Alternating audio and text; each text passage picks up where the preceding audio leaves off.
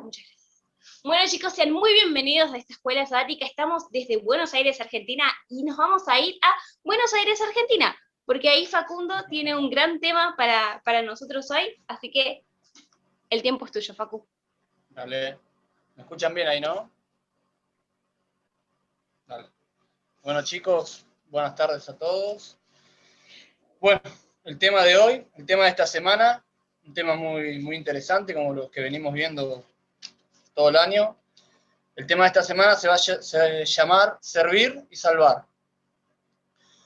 Arrancaba con una cita que decía que muchos piensan que sería un gran privilegio visitar el escenario de la vida de Cristo en la tierra, ¿no? O sea, visitar por los lugares donde Cristo anduvo cuando estuvo acá en la tierra, ¿no? Visitar Nazaret, visitar Jerusalén, andar por las calles que él anduvo.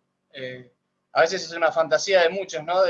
Me gustaría viajar a Israel y caminar por aquellas calles, pisar las mismas piedras que pisó el Señor, visitar el templo, sentir esa conexión, ¿no? de los lugares donde estuvo Jesús. Pero hacía hincapié en que para andar en las pisadas del Señor y hallarlo, lo podemos hacer, podemos andar cerca del Señor, podemos pisar sus mismas pisadas, cuando andamos cerca del enfermo, cerca del pobre, o cuando andamos cerca de los quebrantados de corazón, ¿no? Sabemos que la misión del Señor cuando estuvo en esta tierra fue esa, ¿no? Esos fueron sus amigos, esos fueron sus compañeros, y esa fue su misión, ¿no? Andar cerca del quebrantado del corazón, andar cerca del oprimido, andar siempre cerca del enfermo, de aquel que sentía culpa, de aquel que se sentía prisionero de algún mal hábito.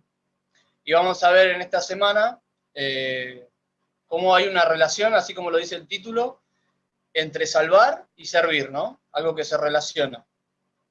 El día de hoy, el título es Una nación de siervos. Voy a necesitar 2 voluntarios que puedan leer. Así ya le doy los versículos. O uno por lo menos, y el otro lo leo yo. Leo, decime. Dale, dale. Isaías 41, del 8 al 14. Ari. Vale, yo leo eso. Dice, pero tú, Israel, eres mi siervo, tú, Jacob, a quien yo elegí, descendiente de Abraham, mi amigo. Te tomé de los extremos de la tierra, de sus principales te llamé y te dije, tú eres mi siervo, yo te elegí y no te deseché. No temas, porque yo estoy contigo, no desmayes, porque yo soy tu Dios, que te fortalezco, que te ayudaré siempre, que te sustentaré con la diestra de mi justicia. Todos los que se airan contra ti serán avergonzados y confundidos. Los que te contienden contigo serán reducidos a la nada y perecerán.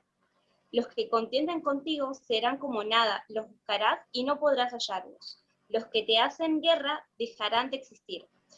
Porque yo, el Señor, soy tu Dios, que te sostiene de tu mano derecha y te dice, no temas, yo te ayudo. No temas, gusano de Jacob. Vosotros, los pocos de Israel, yo soy tu socorro, te dice el Señor de Israel es tu redentor. Y del 15 al 20, no sé quién había levantado la mano. Yo. Kevin. Ah, Kevin, dale. Del 15 al 20. ¿Isaías cuánto? Isaías 41. Se tiró. Ya, 41, el 15. Ahí está. He aquí que yo te he puesto por trillo nuevo, lleno de dientes. Trillarás montes y los molerás, y collados reducirás a tamos. Los aventarás y los llevará el viento, y los esparcirá el torbellino. Pero tú te regocijarás en Jehová, te gloriarás en el Santo de Israel. Los afligidos y menesterosos buscan las aguas, y no las hay. Seca está de sed su lengua. Yo, Jehová, los oiré. Yo, el Dios de Israel, no los desampararé.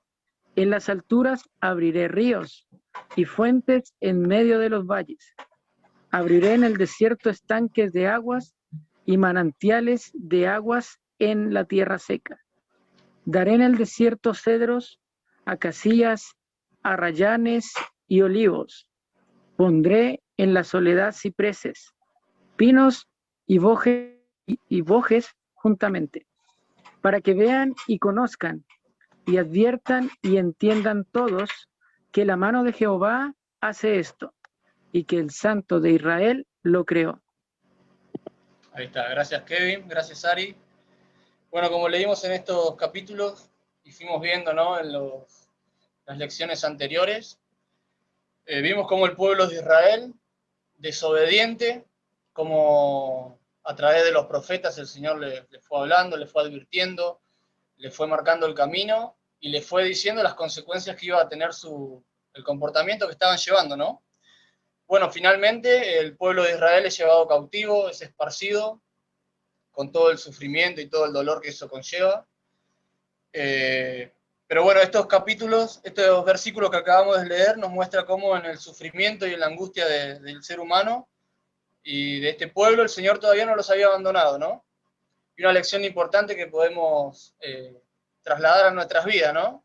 Que nosotros como hijos de Dios, como conocedores de la verdad, con toda la luz que recibimos, ¿cuántas veces no recibimos las mismas advertencias? ¿Cuántas veces recibimos las mismas advertencias? Recibimos cada vez más luz, nos pasamos escuchando sermones, por ahí nos pasamos escuchando charlas de temas de Dios o leyendo libros, y aún así seguimos desobedeciendo, seguimos andando en nuestros malos caminos, y después pagamos las consecuencias, ¿no? Después pagamos las consecuencias de esos malos caminos, ¿no? Esos errores que cometemos nos llevan a mucho sufrimiento, a mucha culpa, a mucha angustia, y es el trabajo de Satanás, ¿no? Hacernos creer que cuando nos alejamos de Dios, que cuando nos equivocamos, el Señor nos desecha, ¿no? Que no nos va a perdonar, que nunca más nos va a escuchar. Y acá vemos estas palabras de Dios, ¿no? De cómo Él trata a su pueblo caprichoso, a su pueblo rebelde. Y es un versículo muy lindo que es el versículo favorito de muchos, ¿no? Siempre que preguntan cuál es el versículo favorito, muchos nombran este, ¿no? Que dice: no temas, que yo estoy contigo, no desmayes, que yo soy tu Dios, que te fortalezco. Siempre te ayudaré y siempre te sustentaré con la diestra de mi justicia. Las palabras hermosas de Dios, no a un hijo obediente, ¿no? No a un hijo perfecto, sino estas palabras tiernas y amorosas de Dios a un hijo rebelde, a un hijo desobediente, a un hijo que rechaza constantemente a Dios, y aún así el Señor, en su inmenso amor, en su inmensa misericordia, sigue llamando y sigue tratando con esa ternura al hombre, ¿no? Y vemos también Isaías 41:14, que dice: no temas, gusano de Jacob, vosotros los pocos de Israel. Yo soy tu socorro, dice el Señor, el Santo de Israel es tu Redentor. Y utiliza una palabra, una frase media extraña, ¿no? Gusano de Jacob. ¿Por qué creen ustedes que se refiere así al pueblo de Israel, como gusano? ¿A qué cree que se está refiriendo el profeta? ¿Qué se les ocurre? Gusano de Jacob.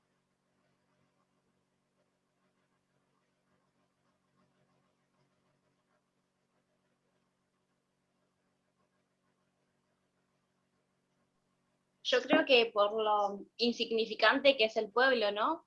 También de dónde lo sacó y, y a dónde lo llevó. Porque básicamente el pueblo de Israel era un pueblo esclavo que, si lo pones en líneas generales políticas, no valía ni 2 pesos, pero aún así fue con la ayuda de Dios que llegaron a más. Porque cuando no tenían la protección de Dios o no buscaban a Dios, eran gusanos, perdían.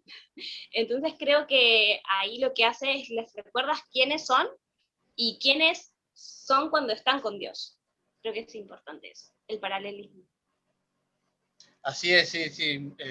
Tal cual como dice Ari, no valía ni 2 pesos, ¿no? El pueblo de Israel, o sea, militarmente, en todo, a comparación de las otras naciones, era como exactamente un gusano rodeado de leones, elefantes, era eso, simplemente un gusano.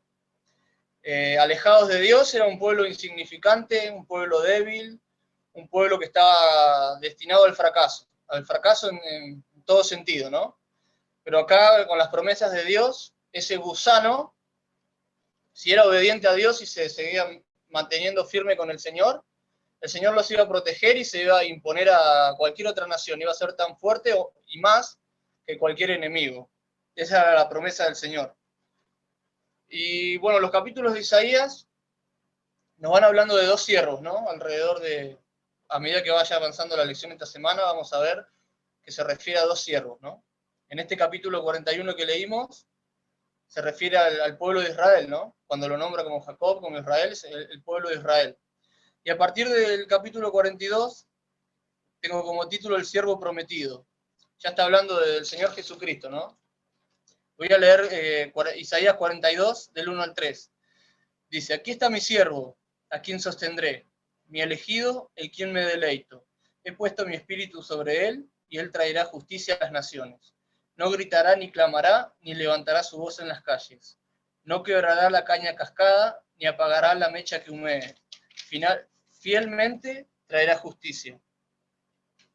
El versículo 3 dice, no quebrará la caña cascada, ni apagará la mecha que humee. Estuve buscando ahí en el comentario bíblico, y hacía alusión de, la caña ya está cascada, como está quebrada, no la voy a tirar, quiere decir, ¿no? Y la mecha está humeando, o sea, ya está apagada, no voy a ir y la voy a apagar. O sea, estaba hablando un poco de cuál era la misión del Señor, ¿no? Cuando vino a esta tierra. Cuando el Señor se encontraba en su camino con los débiles y con los enfermos, no les pisaba la cabeza, ni los maltrataba, ni los rechazaba, sino todo lo contrario, ¿no? Él los veía caídos, él los veía abandonados por los líderes del pueblo, y venía a cumplir su misión, que era levantar a esos oprimidos, sanar a los enfermos. En otros versículos dice abrir los ojos a los ciegos, y esa era hablado de la misión del Señor en esta tierra, ¿no? Y una lección que nos deja a nosotros también, otra más. Muchos cargamos todavía toda nuestra vida con la culpa del pecado. Cargamos con los errores pasados, aunque muchas veces volvimos al camino del Señor, aunque muchas veces lloramos y oramos y pedimos perdón, y por ahí volvimos a pedir perdón por aquello de lo que ya nos arrepentimos.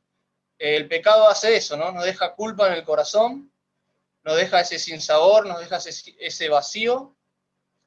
Y acá vemos cómo nos trata el Señor, otra vez, cómo nos trata el Señor. El ser humano está acostumbrado a esa cosa de si vos me tratás mal, yo te lo devuelvo y te trato peor.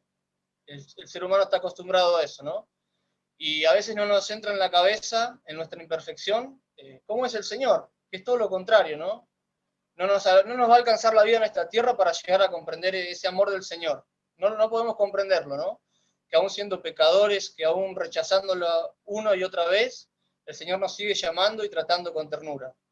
Y la lección que quiero que recordemos este día es que si estás cargando con la culpa de algún pecado, de algún error que cometiste en el pasado, y tenés el deseo de ir a Dios y pedir perdón,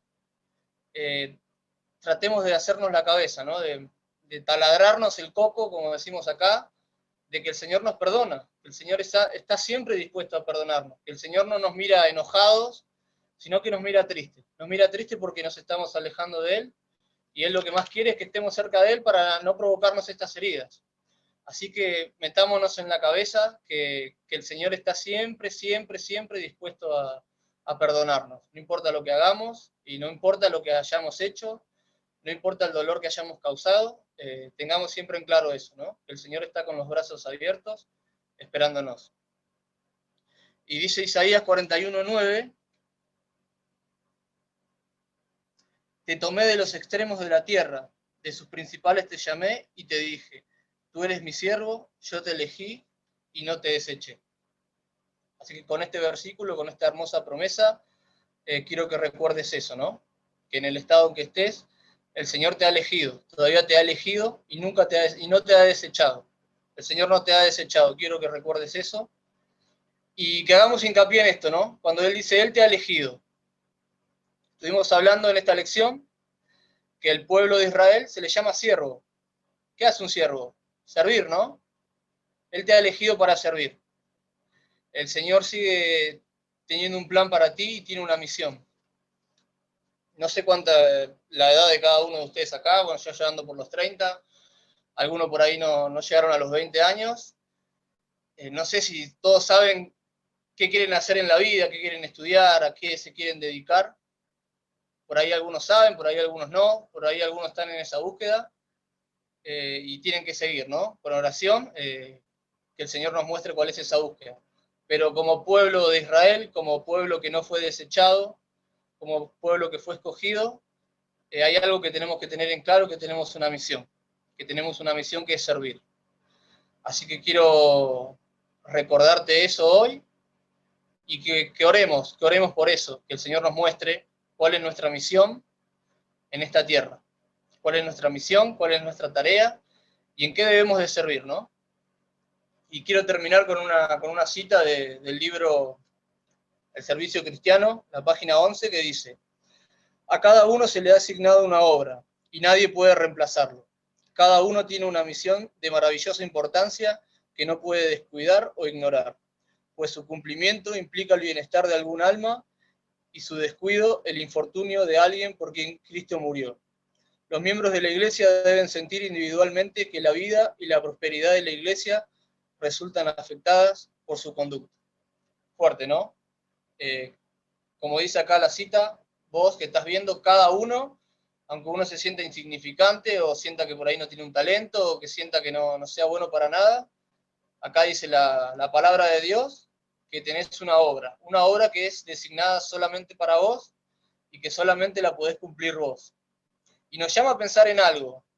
Cada vez que nosotros rechazamos trabajar para el Señor o rechazamos servir o hacer su obra, cada día que elegimos no ir a la iglesia o no conectarnos a los cultos, cada día que elegimos no leer la Biblia, hay muchas almas que están esperando por nosotros, que por ahí no van a ser alcanzadas, porque nosotros no estamos haciendo nuestra tarea. Así que es nuestra misión, hermanos, chicos, amigos, orar. Primeramente orar, pedir al Señor que nos muestre cuál es su propósito en nuestras vidas y que nos ponga en la cabeza eso, ¿no? Que el Señor no nos desecha y que sigue teniendo un plan para nosotros que tenemos que cumplir, que es nuestra obligación cumplir. Así que los animo a eso, chicos, que podamos orar y podamos pedirle al Señor que nos muestre cuál es nuestra misión. Amén. Muchas gracias, Facundo. La verdad fue un excelente repaso de escuela sabática. No sé si alguno de los chicos tiene algo para decir o para opinar de los versículos.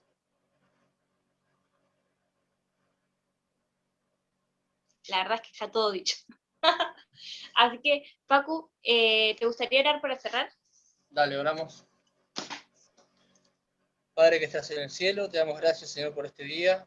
Te damos gracias, Señor, porque estamos un grupo de tus hijos aquí reunidos estudiando tu palabra, Señor. Te damos gracias, Señor, por las bendiciones que nos das y por estas lecciones que nos has dado hoy, Señor. Te rogamos, Señor, de todo corazón, que perdones, Señor, nuestros pecados, que perdones nuestras faltas, que si hay todavía pecados sin confesar, Señor, te pido que nos traigas a la memoria para que podamos llevarlos a ti y que sobre todo podamos sentir tu perdón, Señor, y la seguridad de que siempre estás esperándonos y que nunca nos desechas, Señor. También, Señor, pon en nuestro corazón y en nuestra mente que tenemos una misión que cumplir, Señor, que somos siervos tuyos y que alrededor nuestro, Señor, hay mucha gente necesitada de ti y que tú, Señor, quieres que nosotros seamos tus instrumentos, Señor. Te pido que capacites a cada uno de tus hijos, Señor, en la tarea que tú les encomendaste y que podamos estar siempre cerca de ti, Señor. Que aunque pasemos pruebas, aunque pasemos dolor por esta vida, Señor, que podamos, Señor, enfrentarlos siempre tomados de tu mano y que mientras enfrentamos esos problemas podamos seguir trabajando para ti, Señor. Fortalécenos día a día, Señor, haznos fuertes y ayúdanos, Señor, a mantenernos siempre cerca tuyo. Todo esto te lo pedimos en el nombre de tu Hijo amado Jesús. Amén. Amén. Bueno, chicos, nos vemos mañana en una próxima escuela sabática.